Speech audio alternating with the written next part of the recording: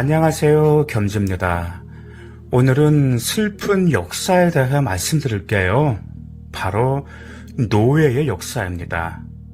자, 그럼 시작해 볼까요? 현재의 베닌 공화국에 위치한 위다라는 도시는 17세기에서 19세기까지 서아프리카에서 노예 무역의 중심지였습니다. 무려 과거에 100만 명이 넘는 노예가 팔려나갔죠. 당시에는 아프리카 사람들이 동료 아프리카 사람들을 넘기고 술, 옷감, 팔찌, 칼, 총과 같은 물건을 받는 일이 흔했습니다. 특히 종은 부족 간의 전쟁으로 인해 수요가 제일 많았죠. 16세기와 19세기 사이에 약 1200만 명의 아프리카 사람들이 노예선에 실려 대서양을 건넜습니다. 이유는 신대륙의 농장이나 광산에 일할 일꾼이 필요했기 때문이죠. 미국의 노예제도 1619년에서 1877년까지라는 책에 의하면 노예의 85%가량은 브라질로 가거나 카리브해에 있는 영국, 프랑스, 스페인, 네덜란드 식민지로 끌려갔습니다. 또한 약 6%는 훗날 미국령이 된 식민지들로 보내진 것으로 추산되죠. 노예로 끌려온 많은 사람들은 쇠사슬에 묶여 구타를 당하고 낙인을 찍혔으며 그 후 4km에 달하는 노예의 길을 걸어야 했습니다. 오늘날 그 길은 요새를 개조한 위다 약사 박물관을 시작해 돌아올 수 없는 문이라는 기념비가 세워진 해변까지 이어집니다. 바로 그 문이 위치한 곳에서 노예들은 배를 타고 떠났죠. 하지만 모든 노예가 그곳에서 배를 탄 것은 아니므로 그 문은 상징적 의미가 더 크다고 볼 수 있습니다. 그렇다면 노예 무역이 그토록 성행한 이유는 무엇일까요? 먼저 우리는 길고도 추한 역사를 되돌아봐야 합니다. 아주 오래전부터 아프리카의 통치자들은 전쟁 포로들을 아랍 상인들에게 팔아넘겼습니다. 후에 유럽의 열강들도 노예 무역에 뛰어들었는데 아메리카의 식민지를 건설한 후에 더욱 열을 올렸죠. 그 당시에 부족과는 전쟁에서 패한 수많은 포로가 노예가 되었고 그 결과 승리한 부족과 탐욕스러운 노예 상인들에게 전쟁은 수지 맞는 사업이 되었습니다. 사람들을 납치하여 노예로 삼거나 심지어 귀족이라도 왕의 호의를 잃으면 노예로 끌려갈 수 있었습니다. 그런데 우리는 이 사람을 주목해야 합니다. 바로 잘 알려진 노예 상인으로 브라질 사람인 프란시스코 펠리스 대소자입니다. 1788년에 그는 베냉만에서 위다 노예 시장의 거점 역할을 했던 요사의 책임자가 되었습니다. 당시 위다는 다호메이 왕국의 통치를 받고 있었지만 대소자와 다호메이 왕 아단도잔 사이에는 심한 불화가 있었죠.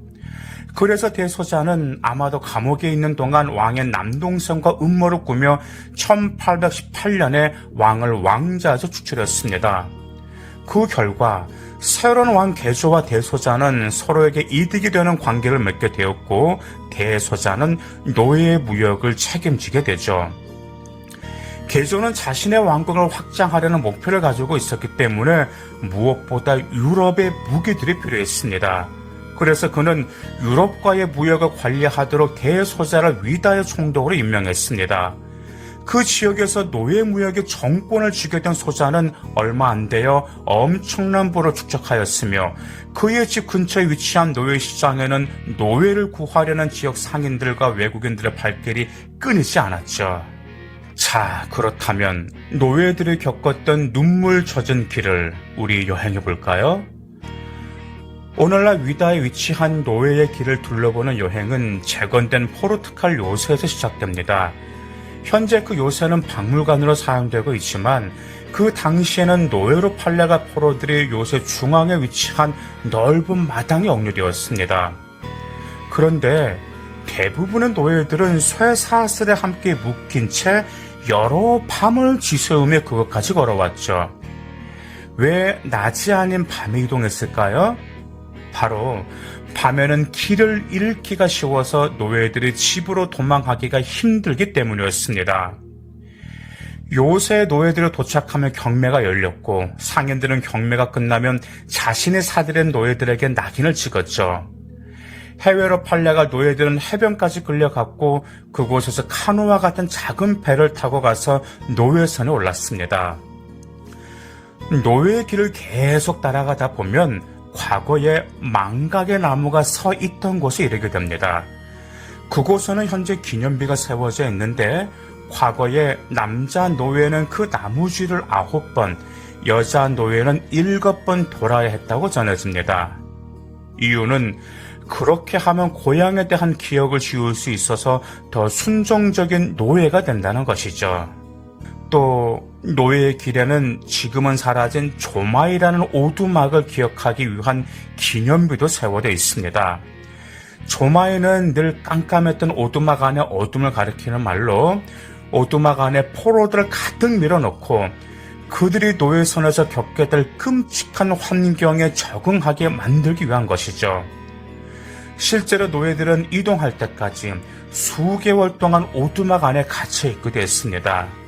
그러한 시련을 견디지 못하고 목숨을 잃은 사람들은 공동 매장지에 내던져졌죠. 또한 회개와 화해를 상징하는 조마치라는 기념비를 보면 가슴이 한편을 저려오는데 매년 1월에 그곳에서 노예와 노예 상인들의 후손이 부당한 일을 자행한 사람들을 대신해 용서를 구하고 있습니다. 노예의 길 끝에 다다르면 노예들이 아프리카 땅을 떠나는 마지막 순간을 상징하는 돌아올 수 없는 문이라는 기념비를 만나게 됩니다. 아치 모양의 이 커다란 문에 새겨진 얕은 도듬색이면은 쇠사슬에 묶인 채 두 줄로 늘어선 아프리카 노예들이 대서양을 앞에 두고 인근 해변에 모여있는 모습이 묘사되어 있죠. 절망에 빠진 일부 노예들은 고향을 잊지 않으려는 마음에 이곳에서 모래를 먹었다고 합니다. 심지어 자신이 묶여있던 쇠사슬로 스스로 목을 졸라 목숨을 끊은 사람들도 있었죠. 그런데 이제 노예들에게 해방이 찾아오기 시작합니다. 1800년대 초부터 노예 제도를 폐지하려는 움직임이 일기 시작했습니다. 위다에서 미국으로 떠난 마지막 노예선이 1860년 7월에 엘리베마주 모빌에 도착했지만 그 배에 타고 있던 사람들은 그리 오랫동안 노예로 지내지 않아도 되었죠.